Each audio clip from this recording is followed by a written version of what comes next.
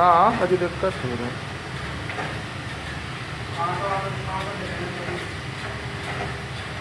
50 पे है।